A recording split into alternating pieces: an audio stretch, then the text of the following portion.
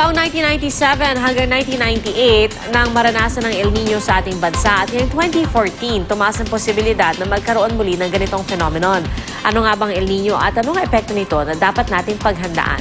Alamin sa balitang hatid ng ating GMA resident meteorologist na si Nathaniel Cruz. Mga kapuso, tumaas ang posibilidad na makaranas ng El Nino ngayong 2014. Aabot na sa 80% ang probability nito base sa huling datos ng International Research Institute for Climate and Society.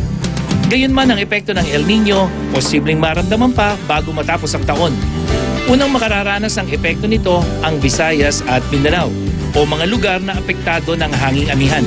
Pero ano nga ba ang El Nino?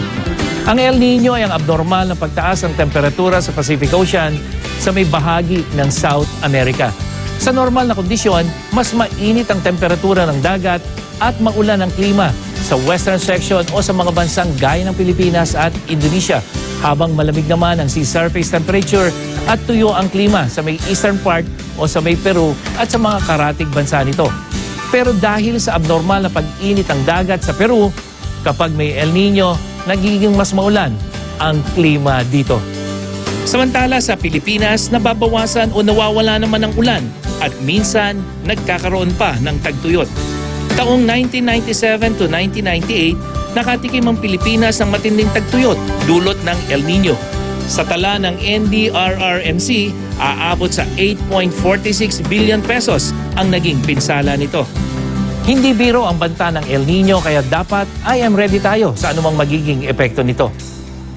Yan ang latest mula sa GMA Weather. Para sa iba pang weather update, bisitahin ang www.imready.ph at ang social media accounts ng I Am Ready PH. Ako po si Nathaniel Cruz. Magplano para sigurado. I Am Ready. Serbisyong totoo ng GMA News.